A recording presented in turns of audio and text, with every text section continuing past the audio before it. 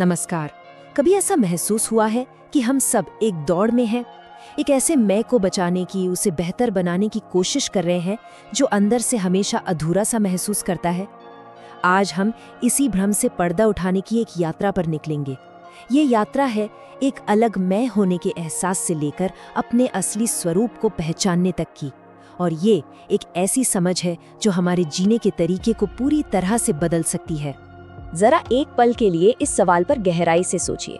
हम में से ज्यादातर लोग एक सीमित, एक अलग व्यक्ति होने के विश्वास में ही अपनी पूरी जिंदगी जी लेते हैं। लेकिन क्या हम सच में बस यही हैं? या हमारी पहचान इससे कहीं ज्यादा गहरी, कहीं ज्यादा बड़ी है? देखिए, जैसे ही हम खुद को इस दुनिया से अलग एक मैं मान लेते हैं, जिंदगी एक अंतहीन संघर्ष बन जाती है। कुछ पाने की इच्छा और उसे खोने का डर, तारीफ सुनने की चाहत और आलोचना का खौफ। ये एक ऐसी दौड़ है जिसमें मन कभी शांत होता ही नहीं, क्योंकि वो हमेशा कुछ हासिल करने या कुछ बचाने की फिक्र में लगा रहता है। तो चलिए इसमें थोड़ा और गहराई से उतरते हैं। वो मूल समस्या क्या है? वो कौन सी बुनियादी गलती है जो हमें इस बंधन में जकड़े हुए है? सारी मुश्किल की जड़ पता है कहाँ है? वो है एक बुनियादी गलतफहमी में, ये मानना कि मैं यह शरीर हूँ। जिस पल हम अपने अनंत स्वरूप को इस अस्थायी शरीर और मन के साथ जोड़ लेते हैं, बस वहीं से सारे दुख की कहानी शुरू हो जाती है। हम जिस व्यक्ति को अपना असली रूप समझते हैं, वो असल में कोई ठोस चीज है ही नहीं। ये तो बस विचारों, यादों, आदतों और इच्छाओं का एक बंडल है, एक कलेक्शन है। ये एक ऐसी सीमा है, एक ऐसा कारागार है जिसे हमने अनजाने में खुद ही बनाया है। और इस सीमित पहचान के साथ जीने का नतीजा क्या होता है? दर्द और पीड़ा का एक कभी न खत्म होने वाला चक्र। मन हमेशा या तो अतीत की यादों में उलझा रहता है या भविष्य की चिंताओं में। और ये जो कर्तापन का बोझ है ना, कि मैं ये कर रहा हूँ, मुझे वो करना है, ये हमारी आत्मा को पूरी तरह से थका देता है। ये हमें पाने और खोने के एक ऐसे खेल में फंसा देता है जहाँ मन को कभी असली शांति नहीं मिलती। और सबसे दिलचस्प बात यह है कि हम हर रोज अनजाने में ऐसे काम करते हैं जो इस भ्रम को और मजबूत करते जाते हैं। हर स्वार्थ भरा काम, दूसरों से तारीफ की हर उम्मीद, चीज़ों को कंट्रोल करने की हर कोशिश, ये सारी आदतें उसी कारागार की दीवारों को और मोटा करती हैं जिससे हम बाहर निकलना चाहते हैं। तो अब सवाल यह है कि हम इससे मुक्त होना कैसे शुरू करें? इसकी शुरुआत होती है चीज़ों को वैसे देखने के एक साहसी कदम से जैसी वे असल में हैं। हमारी यात्रा का सबसे बड़ा मोड़ तब आता है जब हम हिम्मत करके अपने बारे में बनाई हर धारणा पर सवाल उठाना शुरू करते हैं। ये एक तरह की आंतरिक क्रांति की शुरुआत है। इस भ्रम को तोड़ने के लिए दो सिद्धांत हमारे सबसे जरूरी औजार हैं। पहला है विवेक, यानी झूठ को साफ साफ झूठ की तरह पहचानना। और फिर आता है वैराग्य, यानी उस झूठ से अपने जुड़ाव को, अपनी अटैचमेंट को छोड़ देना। क्योंकि सिर्फ सच को जानना काफी नहीं है, झूठ को छोड़ना भी पड़ता है। तो इसे अमल में कैसे लाएं?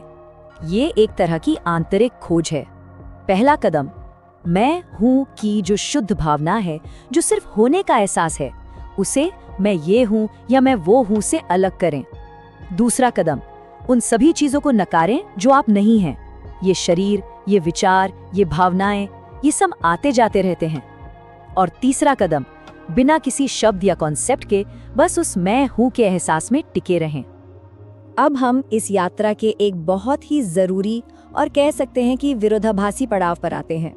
एक ऐसा पॉइंट जहां हमारी सारी कोशिशें नाकाम हो जाती हैं। इसे खोज का संकट भी कह सकते हैं। ये एक गहरा भावनात्मक अनुभव है। एक समय ऐसा आता है जब साधक हर चीज से थक जाता है, यहाँ तक कि अपनी पूजा पाठ और ध्यान की विधियों से भी। उसे लगता है कि कुछ भी काम नहीं कर रहा। और पता है, ये जो हार है ये असल में पवित्र है, क्योंकि ये उस झूठे अहंकारी प्रयास के अंत का संकेत है। ये एक तरह का समर्पण है जहाँ अहंकार थक कर हार मान लेता है। इसका मतलब आलस बिल्कुल नहीं है। ये तो एक तरह की सतर्क शांति है, गहरी ग्रहणशीलता की अवस्था है। इस अवस्था में मन इतना शांत हो जाता है कि सत्य खुद उसे खोज लेता है। और इसी गहरी स्थिरता और शांति से कुछ नया उभरता है। ये हमारी कोई उपलब्धि नहीं होती, बल्कि एक सहज रहस्योद्घाटन होता है, जैसे सूरज का निकलना। ये जो जागृति है ना, ये किसी कोशिश का नतीजा नहीं होती, ये बस हो जाती है। जैसे एक बहुत पुरानी घिसी हुई रस्सी आखिरकार टूट जाती है। ये उस सच्चाई को सामने ले आती है जो हमेशा से यहीं थी, बस हमारे भ्रम के पर्दे के पीछे छिपी हुई थी। तो इस साक्षात्कार के बाद होता क्या है? रोजमर्रा की जिंदगी कैसे बदलती है? ये बदलाव जिंदगी के हर पहलू में नजर आता है। जहाँ पहले हर काम में एक संघर्ष था, अब वहाँ एक सहजता आ जाती है। जहाँ डर और चिंता का बसेरा था, वहाँ अब गहरी शांति और निर्भयता छा जाती है। जिंदगी अब एक बोझ नहीं, बल्कि एक प्राकृतिक सरल बहाव बन जाती है। जब वो झूठा मैं चला जाता है तो हमारे काम सहज हो जाते हैं और प्रेम स्वाभाविक। अब कुछ खोजने की या कुछ बनने की जरूरत नहीं रहती, बस होने की जरूरत होती है। हर अनुभव एक सीख बन जाता है और जिंदगी ही सबसे बड़ी गुरु। और आखिर में हम उस परम साक्षात्कार पर पहुंचते हैं जिसे शब्दों में कहना बहुत मुश्किल है। उसे केवल एक गहरे विरोधाभास के जरिए ही समझाया जा सकता है। ये एक बहुत ही शक्तिशाली कथन है। कुछ भी नहीं होने का मतलब है वो शुद्ध चेतना जो किसी भी चीज से बंधी नहीं है, बिल्कुल आकाश की तरह खाली।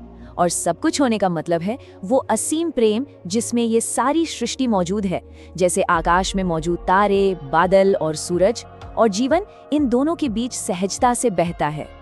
तो अंत में ये समझ आता है कि ये पूरी यात्रा कुछ नया बनने के बारे में थी ही नहीं, ये तो बस उस सच्चाई को महसूस करने के बारे में थी जो हम हमेशा से थे। ये एक तरह से घर वापसी है। हम अपनी बात को इसी एक विचार के साथ खत्म करते हैं। ये एक निमंत्रण है बाहर की दौड़ को रोकने का और बस एक पल के लिए भीतर देखने का।